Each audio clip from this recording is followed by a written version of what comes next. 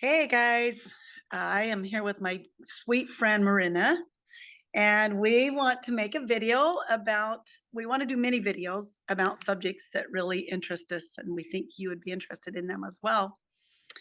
My name is Janet Broadbent, and I coach people in my home around my table, and I feel like that I've got a good thing going, but I have a lot of questions, and I had a lot of just oh man, it just didn't feel like I was quite that there were some missing gaps in what I was doing with people around my table in coaching them with relationships and mental health. And also, a friend and I started a Healing Mama Hearts group, and it's a nonprofit organization that is for postpartum depression to support mothers in postpartum depression. And that also, I just felt like I came to kind of a spot where I needed more education and more to be able to fill in the gaps of what I was helping them with and working with them on. And so I ran into Marinna, and really I ran into a post that she posted. And I noticed she's been posting a lot of posts on Facebook that I'm like, oh, yes, yes. What I wanted to know more about some of those posts. And then she posted one about some classes that I took from her that it just blew me away, rocked my world, because it was the missing pieces to what I was doing with other people, and it was so empowering. And it's something I want to share with other people. So I have a relationship class going right now, and I want to make these videos so that people can just hop on and hear again what we've already said probably a couple of times. But sometimes it takes listening to change that. I mean, it's like we're programmed to think a certain way, and it just takes listening over and over. At least it does for me. I don't know. Marinna, how long? Well, I'll let you introduce yourself, and then I'll ask you that question. Okay, awesome. Hey, everybody. So my name is Marinna Siri. Um, Gosh, I've had maybe 20 or so years of experience in this world of looking inside and actually discovering what I was doing that doesn't work, right? And then choosing to do things that actually do work. So about 20 or so years, I've dove into the field of intuition. That was like my very first one, the field of energy and intuition, supported people like that.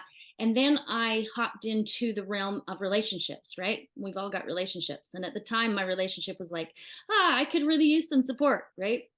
So I joined the Hendricks Institute based in Ojai, California. And I did an apprenticeship program with them for 2 years, which completely rocked my world. And immediately, even during my apprenticeship program, I came to Utah and I'm like, I'm teaching. And I started teaching every single week. So you know how the teacher tends to learn more than the student, right? So I did a little research, and at least the research that I saw said that the teacher learns 60% of what they're teaching, and the student learns 40. So I found that interesting that it wasn't 100% that the teacher learns, right? Which at the time that was interesting. Now I'm like, oh no, the more that I speak it, the more it integrates in me. So I'm Yeah. very clear that the people that I've been sharing all this information with, the person who's learned the most, lucky me, I got to learn through this process of teaching, right? So I've been Wow. taught that for, gosh, since 2006. I've been teaching relationship stuff, emotion stuff, story work, that type of stuff for about that long. Oh my gosh. You're so right about if you put yourself out there and you start teaching it, it is so, you learn so much because and it's a really, oh, it's a scary place to be some of the times. And then it's really fun some of the times. I, Yeah. it feels to me like I'm skydiving for the first time or something, standing up in front of people. Um, I think, I think the biggest question is for me, not the biggest question, but one of the things that I wanted to ask you is it's I have these old ways, and it's called helping somebody or assisting somebody in seeing what's going on in their life, because sometimes when you're in the thick of it, you're drowning in it, different Right. emotions and different things, you can't see it. And so I I have this old habit of just puking my ideas on them. Um, and that is something I'm working on, like being quiet and just listening and letting, like, nobody wants to be fixed and nobody wants to be, um, they want to learn on their own. They want to feel good about what they've learned, not just have it stuffed down them. Yeah.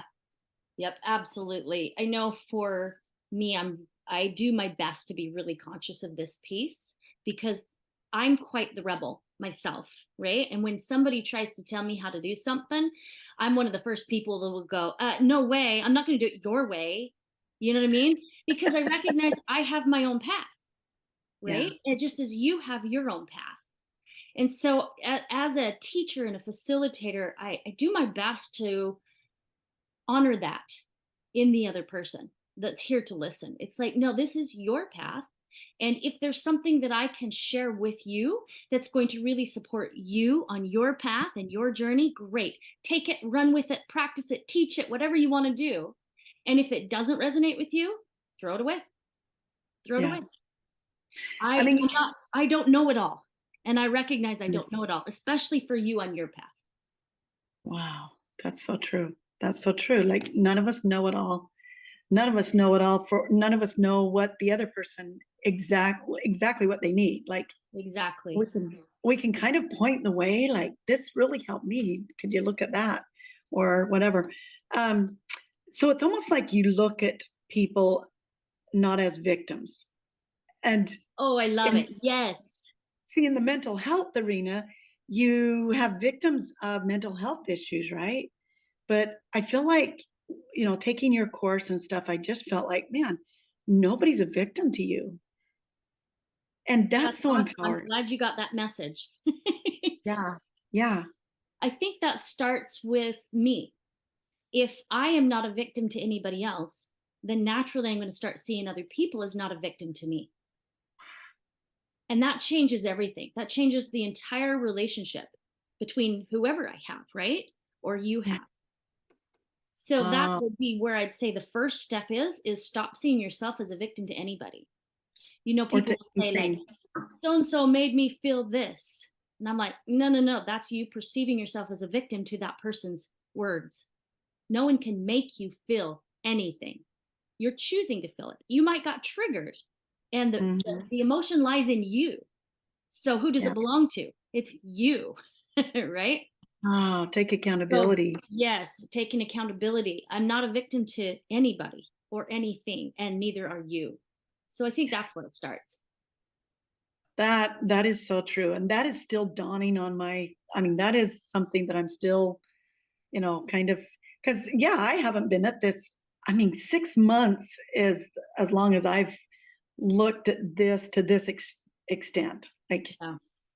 I mean, I kind of was starting to catch on to some things, but your course just kind of took me right to the heart of it. And wow. Okay, so let's go. I have this class coming up and it's on listening and speaking. And some of the things that I'm going to teach the class are things that I struggle with too. Yeah, because you're going to get a lot, right? Yeah. Yeah. So these questions are kind of for me.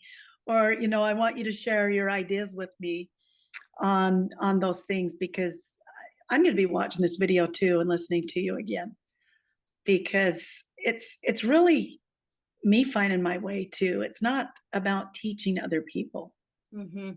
right? Mm-hmm. Yes, because we're the ones that get to learn the most when we're teaching, Yeah. right? I can't Yeah. even begin to tell you how much I have been blessed by stepping into the realm of teaching. Yeah. I swear I'm teaching this person the very most. Yeah. Like I almost don't dare call it teaching because Mm-hmm. you learn so much just by letting people take the lead and letting people think of different things and scenarios and the solutions. Like Yes. it just blows me away sometimes when you get a group of people together that they're presented with a certain situation and how they can come up with. At least that's how our class was that you gave to the class that you did. It just felt like we worked as a team. It wasn't you just cramming stuff down our throat. We worked as a team, but the listening, I felt very heard. And even though it was online and it was kind of hard to, make comments or whatever because somebody else could at the same time. So it's kind of, a challenge that way. So But what specifically about listening and speaking are you teaching? okay, so in a group of people, say 17 people, and you're teaching the listening skills, did you ever find it necessary to say, okay, just one person at a time comment and just for a few minutes, like let's stay on topic? Did you ever have to do that? Yes, many, many times. Yes, absolutely. So I tend to break people up in pairs so that they can have more of a one-on-one experience. Okay. For that very reason. Yeah. So they And can be heard. it gives everybody an opportunity to be heard and then everybody an opportunity to speak. Yeah. Because it's like our innate desire to be heard and understood. Yes, yes, yes, yes. We have such a deep innate desire to be heard, right? And so what I've found in relationship is that when you're in a relationship, especially in a, well, I wouldn't say especially in a romantic relationship, but a close relationship, close enough that you're going to have issues and concerns and problems and that type of thing coming up. When when both parties can feel completely heard without trying to fix the problem, nothing. So you're not listening to fix a problem, you're just listening to hear them. And when both parties feel completely heard, probably about 90% of the issue disappears. Wow. Because we really just want to be heard, right? Wow. So then, on Yeah. top of all of that, if you can recognize that what you really, really, really want is to hear yourself, and you start listening to yourself first, and then you have conversations with other people, and you start listening to them, right? And let's say your partner's doing it as well, or your child or whoever you're in a relationship with is also listening to themselves, then it's really extra powerful to come in and do these listening skills and communication skills, because now it's way easier to listen and feel heard because you've listened to yourself. So we talk about everything outside of you is a mirror reflection of something going on inside of you, right? Mm-hmm. So if you're really wanting to be heard by your partner but they are not listening to you, who really needs to hear you? You. You, right? Right? Yeah. So once you actually start listening to yourself, the mirror will start to change and you'll start to have people approaching you and actually listening to you, which takes so much of the issue and tosses it out the window. Right. Right. It's no longer an issue because you're not seeking his attention constantly. You're getting Exactly. your own attention. Yes. And then if you do hang and visit with each other, then it's not like you're so needy. Yeah, Like, you become not so needy of them having to hear you, which means because you're not so needy energy is a very what's the word I'm looking for? Um, uh, the word's not there, but it pushes it away, right? It pushes what you want away. repelling, kind of. Repelling. Thank you. That was the word I was looking for. So neediness is a repelling energy. If you need it, you're actually pushing it away from you. Okay. Well, Okay. I'm taking some notes. That's why I keep. Yeah, That's that awesome. makes so much sense. Right. And So then when you give it to yourself, then you're actually filling your own bucket up. You're listening to yourself and you're like, oh, okay, great. Yeah, I would still love to be listened to, but I'm giving it to myself so much that I actually don't feel so needy of it. Then when someone else listens to you, it's like the ice cream on the brownie. It's the extra. It's the extra. Then that's what I call relationship abundance. When you don't know, when you no longer need it from your spouse or your partner or whoever you're in a relationship with, because you're giving it to yourself, then you're whole and complete in yourself. Then everything you do receive from them, because now the mirror is going to show you what you're given to yourself, right? So then mm-hmm. all of that is extra goodies, which is relationship abundance. I like that. So so that makes total sense to me. And I totally, in my mind, I was thinking, I wonder if when I talk really loud, like I'll sometimes just be in this loud mood, right? Really loud, and I catch myself usually when my husband kind of, because he's a quieter person. I wonder if it's because I'm not listening to myself, so I'm talking louder and louder. Yes. Yes. I And love that you brought that up. okay, That's definitely one I've had some movement with some of my clients, especially big talkers. So people who talk a lot aren't okay, listening to themselves. They talk a wow, lot because they're trying to get other people to listen to them. So when they pause and they start to be present with every word that comes out of their mouth, they will stop mhm, talking so much because they're actually hearing themselves. And then because they're stopped talking so much, other people can actually hear them as well. because they don't turn right off, Yes, exactly. and the people don't avoid them, so they literally can hear them better Yes. because they want to be around them. They want to hear them talk. Wow. Yes. Okay. So say I have these little neighbor kids that live close by me and I just adore them. But they come in my house and they're just wound up and they scream as they talk and they're just running around and they ask a million questions. And it's like they need my attention so bad. And if I'm talking to their mother, then oh my gosh, they just about go nuts. So it's that needy thing. Yes. It's that same thing that we're talking about. They can be So the cutest little buttons in the world. And if yeah. they're needy of it, they can repel it. Yeah, because it does kind of make me go, oh, I can only handle them for 15 minutes and then I want them to go home. And so really, if I wrapped my arms around them and gave them some physical touch, because they love physical touch, and whispered, I'm listening, you know, or hold that thought until I'm done visiting with your mom, and then we'll visit. Because I know the group that I am working with right now, the group that's teaching me, I almost hate to say teaching, but they have a lot of little ones. There are a lot of young moms and stuff. So if that was, if you had the little rowdy kiddos coming into your house, do you just take them in your arms and whisper, or do you just kind of wait till they settle down? Me personally, I usually address the children first before I do the adults when I come in the house because they're the loudest, rowdiest, most needy of all, right? And so I will get down and I give them a hug and I look in their Yeah. eyes. I don't always do this. I'm not trying to project an idea that I'm perfect, but when I'm Right. on my game, this is what I do, right? And so I'll get down, I'll look them in the eyes, and I like listen to them for a minute, and I give them a little bit of presence, right? And I give them a hug, and I touch them, and I tell them how wonderful they are. You know what I'm saying? I really listen to them for a few minutes, Okay.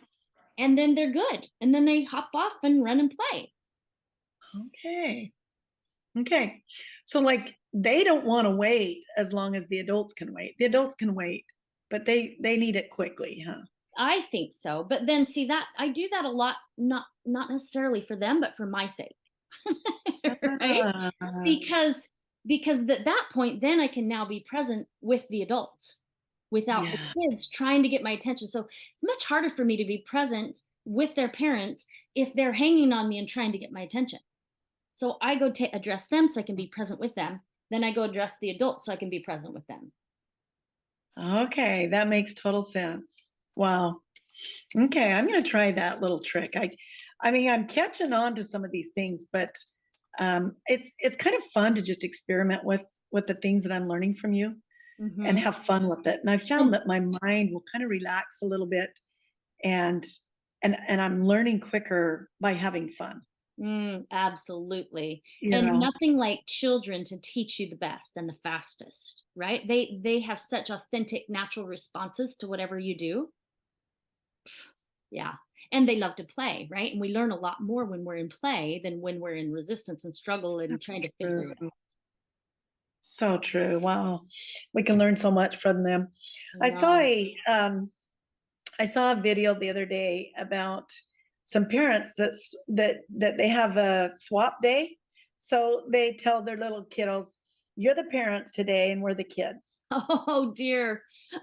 And I think they only do it for a couple of hours. I don't know if it's a whole day or whatever, but I think for a couple of hours. And that's a real neat perspective for a parent to see the kids talk to them like they think they're talked to. Yeah. Oh my goodness. That would be so powerful. Yeah. So Dang. I thought about that. I thought, when my grandkiddos come over, maybe I'll say, hey, you know what? You're the grandma, I'm the grandkid, and can I decide what book you're going to read to me? And just kind of have fun with it. Oh, I that just, would be so much fun. but I think role play and just kind of having fun, it does relax people's minds and go, oh, that's your perspective. I get it. Yeah. So, So long as the parent's willing to be open-minded and receive that feedback from their kid, otherwise it could piss them off kind of a bit. yeah. So one of the parents, so this was a video of about 4 different couples that did this, and they videoed it. And one of the parents, the kid got out a wooden spoon and pretended to whip the parent. Oh, ouchie. And so, That's a nice slap to the face for the parent. yeah.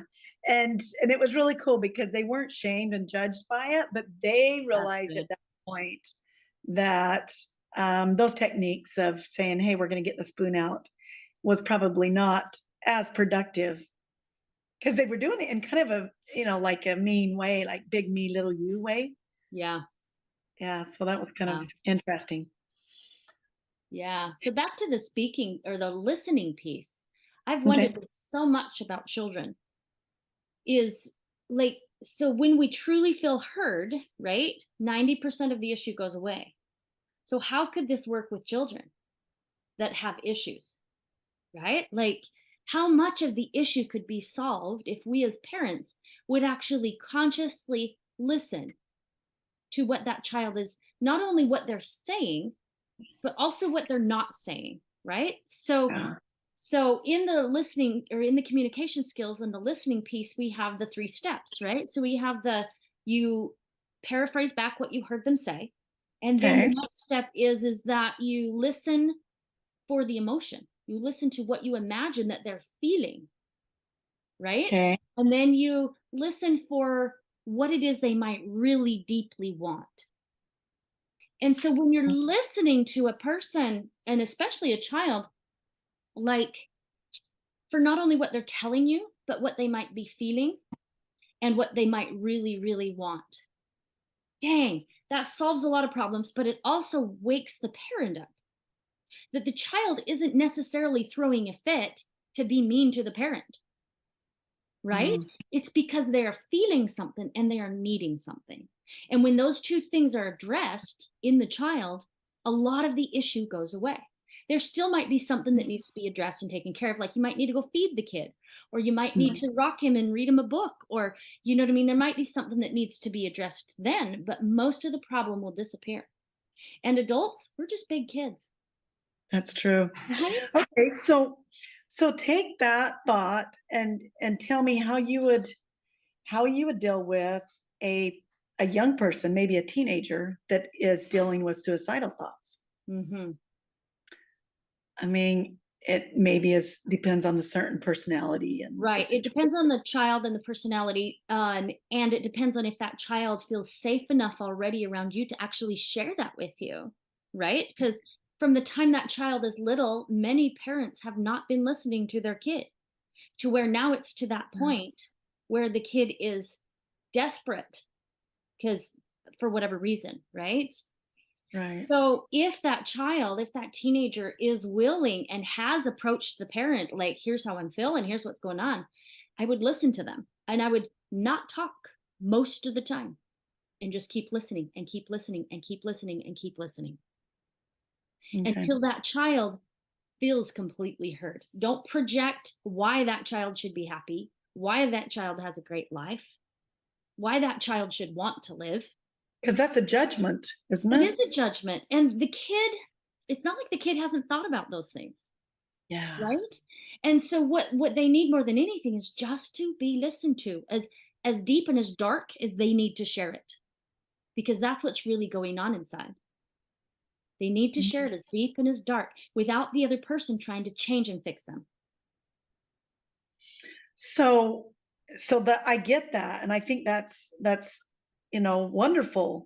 But if that was my child coming and saying, "Hey, I'm very suicidal," I turn to fear. Like Yes. I look at them as a victim, not a capable, able person like you're teaching us Yeah. to not put people in small places and look at them as a victim. It's really hard to not, if it's your child, to not just be so scared for them. Yeah, and it triggers all of your own parent stories about yourself. Like, oh my goodness, I'm a horrible parent. I didn't do something right. I messed up. It can trigger so much of that kind of stuff going on in your own head. This is one of the reasons why it's so important to do our own work, right? Yeah. Listen to ourself, practice all these skills with ourself so that so that in moments like this, when our child does come to us and they tell us something that's really hard to hear, we will, even though we might be triggered still, we can step Mhm. back and go, oh, I got to listen to my kid right now instead of defend myself or defend my story or try to fix them, jump on that triangle, right? Yeah. Yeah, Wow, that's and true. it takes a lot, and hopefully most of the parents are listening to this before it gets to where they're a teenager, and the teenager's not listening to the parent, right? Like, get it when they're young, and if you can start listening when the kid's young, the kid will come to you when they have problems, when they have issues, and then you can listen to them again. And there's a place for what I call co-creation for the parent. So, just so that parents can breathe, you will get to co create with your child some new place, but don't try to do it until that child feels really heard. Otherwise, Okay. it'll backfire on you, and the child will perceive it as you're trying to fix them, right? So, for an Yeah. example, with the suicidal teenager, right? If you listen and listen and listen and listen and listen, and they get it all out, and you're listening to not only their words but their emotion. Oh wow, how did you feel about that? And what do you think about that? And probe them and go deeper and go deeper and go deeper, so that they are sharing and sharing and sharing and sharing and sharing. Take your shit. Hopefully, I can say that with your group, and Right. set it aside if you have to, and deal with it later, so that you can be fully there, present with your child while they're speaking, and get as much out as you can. And then when the child feels like, oh, I feel much better. I feel much better. Then you can move into co creation. But I would also invite them, not just dump your Yeah. suggestions all over them. Like, you can invite them at that point by saying something like, well, do you want any ideas of what we can do to, or do you want to brainstorm what we can do to make your life happy again? Yeah. Right. And if they feel really heard, oftentimes they will say, well, yeah, because I don't want to be miserable, right? And Uh, then you can brainstorm, preferably as a friend, not a parent dumping a bunch of their ideas on them, right?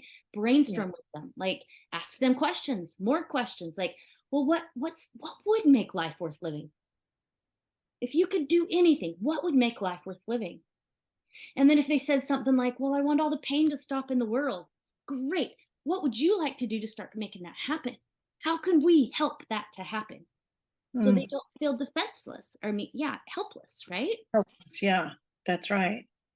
Wow, that's some good things to think about. It is just so hard to be a parent, it because you have to put it's not about you. It's not isn't. about you. And then as they get older, it's really not your business unless they bring it to you. And it's a fine line. Oh my gosh, it's a fine line. Yes, it really is. Here's the thing: it's like it's about you until you have a kid, and then all of a sudden, day one, it's not about you anymore. Yeah. Yeah. That's right. It's just That not is about you anymore. exactly. And it's a wonderful thing. It's a wonderful part of life to have a child, because Mhm, it does give you that opportunity to kind of get yourself out of the way and let it be about somebody else and just cheer them on from the mhm. shadows and not make it, oh, it's just so wonderful. Yeah, there's a lot of joys, and there can be a lot of challenges. The really great thing is if someone is willing to see the mirror in their children, what their children are marrying back to them, that could be one of the biggest teachers of their life, right? Like if Uh, you can see that child is acting out based on something that you are doing or not doing for mm, yourself, right? Not doing or doing for yourself. When you right. can address it here with this person, that's going to change a ton in your relationship with your child. Wow, that's true. That's true. And I want us to do a video just on the mirror effect. So I jotted that down so that we could spend Awesome. a bunch of time on just that. And I definitely want us to do one on the core. I mean, we'd probably have to do quite a few videos on the core, finding our core story. Very likely. It's so freeing learning each one of these things, the communication, the listening, the speaking. Like in my class, I have people that are not used to speaking up and actually are not comfortable speaking. And then Mm-hmm. I've got people like me that will talk over the top of somebody or just speak too much. Um, so it's almost like you're right. You know, these techniques will work for all types. Mm-hmm. These techniques. It will. Some of the quiet ones, the ones who won't speak, are actually oftentimes harder to listen to, right? Because they're not speaking. So how do you listen to somebody who's not speaking? Hmm. Okay, so what I would say, I've worked with quite a few people actually in Mhm. relationships that have this dynamic. One of the partners will be talkative and the other partner won't, right? And they'll be like, I have to do all the talking because you won't do all the talking. You won't even express your desires, right? Oh, And so what I yeah. like to point their attention to is, because I was very much one of those people where I was very quiet, very backward, very shy. I would not express my opinion to very, very many people. And my Hmm. reason for that was because I didn't know and trust that I would feel heard. And so I Uh-huh. wasn't going to waste my voice on someone who wouldn't hear me. Oh, So a lot of times the quiet people, they're quiet because they don't trust. It's not safe for them to speak. So when you're wow. in a relationship, I like to deal with the talkers in a big way. When they're complaining that the other person won't talk, I'll be like, well, have you ever thought maybe you need to shut up and provide some space for this person to be able to talk? Right? Or are your words full of judgment and it doesn't provide the safe space for this person to talk? Hmm. Right? And Hmm. not that that's their responsibility because the other person is not a victim. Yeah. The other person who's choosing not to speak, they um, source. We all source our own safety. We all, and this is a whole other video. We all source our own safety. And when we can look at it that I am responsible for my safety, then I'm not looking at myself as a victim to sharing anywhere and speaking up in the Oh, environment. so safety, trust, and something else will be a video. Okay. Yes. Yes. Yes. I love that. Um, let's see. So on speaking, it really, I remember a teenager telling me, Mom, you're not listening. And I'm like, dude, I could repeat back to you everything you just told me. What part of me do you think is not listening? But they would yell their things and then say, Mom, you're not listening. And I kind of wonder if it's because I wasn't giving them the feedback, the three steps of Mm-hmm. They were probably asking, they probably first weren't listening to themselves. right. Second, didn't feel deeply heard. Like when you do all three of those Yeah. steps, that that listens to people in such a deep way. You're listening to their emotions. When someone feels heard with their emotions, whether they said anything or not, it's amazing the difference. Amazing the difference. Okay. Yeah. And I wasn't listening in a true way, in a true sense. I was listening to correct him or Right. have a rebuttal or something like that. Like most parents do. There's Yeah. also the piece when your child hollers that out to you, you can go, oh, how am I not listening to myself? Oh, because it could be a Because mirror. it's definitely a mirror. It's not could be, it's definitely a mirror. Right? So not only are you not listening to them in a very deep way, you're not listening to yourself in a very deep way. And I can guarantee you, once you start listening to yourself in a deep way, listening to other people in a deep way is easy. Listening is almost kind of like, I mean, it could go kind of hand in hand with tenderness or compassion for the self. Like Mhm. listening is kind of a self-care thing, isn't it? Listening to Yes. yourself. I love that. Thank you for pointing that out.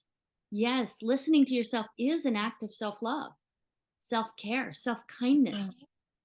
What if your words are really negative? Well, you're not gonna like listening to yourself then, are you? Hopefully that can help you change that pattern. Right. And maybe that's why you're not listening to yourself because it's so Good negative. It's like point.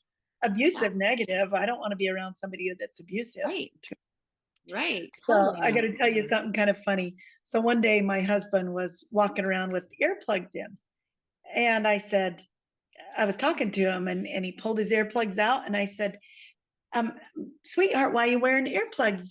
You know, you're just walking around doing stuff. Why are you wearing earplugs? And he said, so I won't hear myself complain.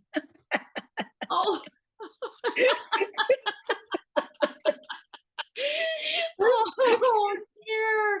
What a great example of what we Isn't do that to funny? ourselves. Yes, like how much of the distractions of the day are so that we don't have to listen to ourselves. Right, in a real sense. So, Yeah, we walk around with the earbuds in our ears and different things, and so much distraction just right in our ears.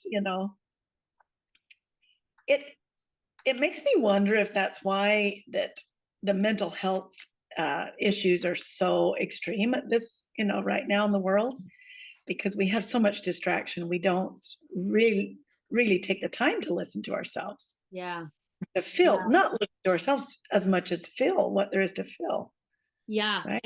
and to heal the trauma, right? So trauma, which I suspect, so long as it isn't an injury to the head, right? Right. Trauma is my perspective doesn't make this true. My perspective is that emotional, energetic trauma has caused a lot of the mental illness that we deal with in our life, right? And so the way that we heal trauma is by really listening and being present with whatever's Oh, going on inside of us. So that could be emotions, that could be, it can be the thoughts, but then you want to do story work around the thoughts, okay? Because the thoughts aren't true. right. Thoughts are not Right. what's real, right? And yet we believe those thoughts. So we got to face it enough to deal with the thoughts, deal with the emotion, and be very present with it in a way of truly deeply listening without trying to fix. And when we Yeah. truly deeply listen to the emotion, listen to all of it, everything that's going on inside of us, then we can heal. We can heal even trauma. Mm.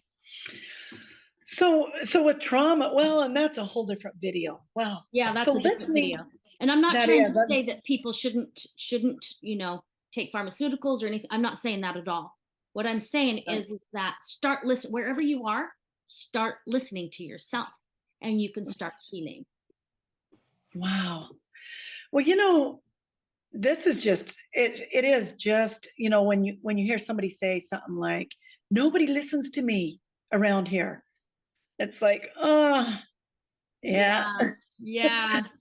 Go They're not put yourself listening in to timeout. themselves.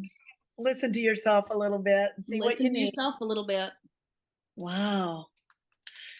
I love it. I love this piece. I love the listening, understanding. Somebody and I were talking about the understanding aspect, and they had said something like, I don't remember what the question was, but it was something like, how can you not judge, like, how can you not judge, like a murder or how can you not judge some things? Like there's some things you need to judge. And I don't know, I just thought for a minute and I'm like, wow, I guess there's good and bad in every human. And when you really sit there and dissect, let's take a murder, for instance. somebody that's just done something horrible to somebody else, and you dissect the trauma that they've been through and the fact that they haven't been heard and they haven't been loved and cared for probably their whole life, it takes the judgment when you start listening to people and listening to their what experiences they've been through. It takes the judgment away too. Like you have compassion. So could you have compassion for all of your dark parts too, just by listening? Yes. Without approaching um the adult that was responsible for you when you were a kid and Right. going through trauma. Like, I don't feel like you have to have those kind of interactions if that doesn't happen or you don't want that or whatever. But just listening to yourself is so healing, and it helps you have compassion for yourself and your dark places and Mhm. other people's. When my experiences is the more that I've had compassion for my own dark places, the more compassion I have for other people's dark places. Yeah. And that doesn't mean that I condone their actions, Yeah. right? Because like Hurt people, yeah, hurt people. Yeah. people hurting people, that's been one of my biggest challenges in this world, right? Is that there are so many people here on the planet hurting each other. Yeah. And yet the more that I have had compassion for my own darkness, my and listening to that in that deep of a way, then the more compassion I have for other people who are in their darkness. Yeah. And that I see a lot more people healing too. Like, Yes. I just feel like there's quite a movement right now of just healing and accepting and loving each other. Um, I think there's a big movement with that. There is. There really is. I've noticed it too. Like it feels like so many people are much more willing now to face into those dark places, to stay there, to listen to themselves, to not run away quite so much. Oh, I love that. I think we've been about an hour, and that's what we're gonna do. Let's see. Oh, yeah. Not quite. Not Just supposed to about. press Yeah. record. So if you have more, that's great. If you want to be done, that's great too. Mm. I I think I'm complete. Do you have anything to add to Yeah, that? there's still some stuff that I feel a little unfinished about around the quiet people in this world, right? Okay. Like the just because I've been in that place, right? Yeah. So much of my life I was in that place of not speaking. And sometimes now as like the one who speaks and talks in front of people and all of that, the quiet ones are some of my most challenging to deal with. Wow. And so now I'm having the experience of the opposite of like, oh, how can I get these people to speak? How can I get them to talk? How can I get them to share? And so it's like what I want to address is I want to talk to the quiet people, right? The quiet Okay. people I'm going to invite to start speaking, even if it's just in little ways, because they're doing themselves a disservice by being quiet. They think that it's protecting them. They think that it's keeping them safe and quiet and they can just observe and they can still learn, but there's a lot that they're not learning by not speaking. And Wow. yeah, they're keeping themselves safe, but that's all they're getting is the safety. When someone can actually be vulnerable enough, when a quiet person can actually be vulnerable enough to start speaking and face all the discomfort that comes with that in themselves, then they can listen to that discomfort and they can start healing that discomfort so that pretty soon you can be in front of a room teaching like I am. Like that's Mm. literally how I did it.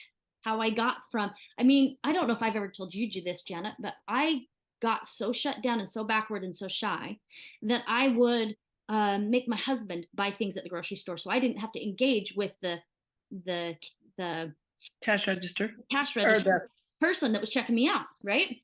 I didn't yeah. have to engage with them. I wouldn't answer the phone. I wouldn't deal with anybody outside of my little teeny tiny family unit because I was so triggered, so uncomfortable, so it Wow. felt so vulnerable, even just to open my mouth. And what was going on behind all of that, and I'll ask quiet people to see if rings true for them too, Okay. is First off, I thought if I open my mouth and I say it and I do it wrong, right, wrong, then the person over there is going to be judging me. Okay. Oh, And so then if the person over there is judging me, then that is a reflection of who judging who? Me. I would end up being harsh on myself, and I would judge myself the hardest if I did it wrong and that person was judging me. Then I had to deal with my own self-judgment. And that just was like, oh, heck no. I'm just not even going to speak. It's much easier just to keep my mouth shut and not have to deal with that judgment. Either way, right? But I was wow. doing myself a massive disservice and doing everybody else a massive disservice, because I have gifts to share, just like every other quiet person. I mean, we all have gifts to share, right? Yeah. Yeah. But the quiet people have gifts too. And Wow. so it's like you are withholding your gifts from the world by not speaking because you're afraid of judgment. And So it's your own judgments. Yep. So my suggestion is to start talking, even in just little ways, and then be present and listen to your own feelings. Listen to the emotion that arises. And what you'll notice is if you can listen with compassion, you'll start to heal that piece of not being able to speak. And then you'll start to be a gift to yourself, and you'll start to be a gift to the world and the people around you. And pretty soon you'll be able to talk and not have it even be an issue at all. Okay, that's very hopeful. Coming from somebody that is what worked your way back out of just being so silent about your everything around you. Something came to mind while you were saying that I thought, oh man. Oh gosh, I've forgotten it, but yeah, what a good for you to talk to the quiet people, because I know some people. Oh, so I used to be really, really quiet. And then I started in high school getting attention by speaking up and being funny. So I would say funny things and get attention.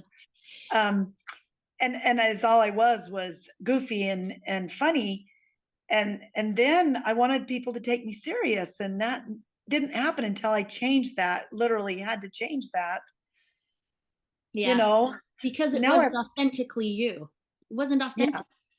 No, it's just I was just trying to get attention by being the funny in the class, the clown.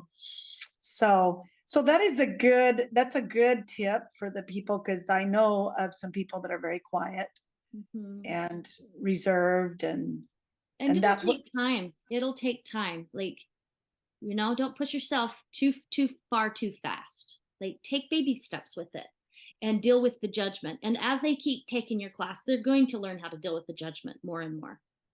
And really, that's just learning how to face the emotion in a way that's loving, right? Yeah. All you need to do is learn how to face it in a loving way, and then speaking will be easier. So it's almost like, are you saying, Marinna, that you almost need to get your voice outside of yourself, either in writing or speaking?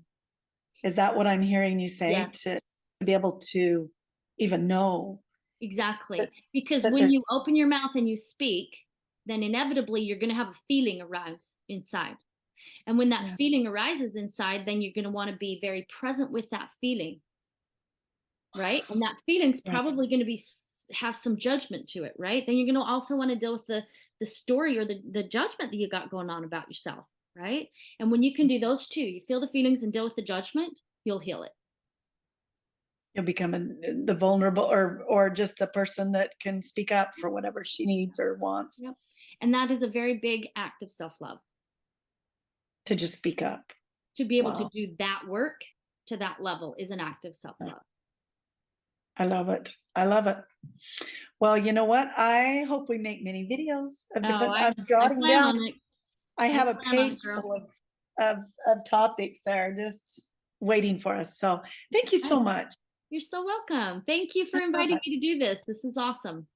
I'm sure that as the day goes on, I'm going to be jotting other things down and other questions and things that I want you to share with us. Sweet. I'm happy to. Happy to.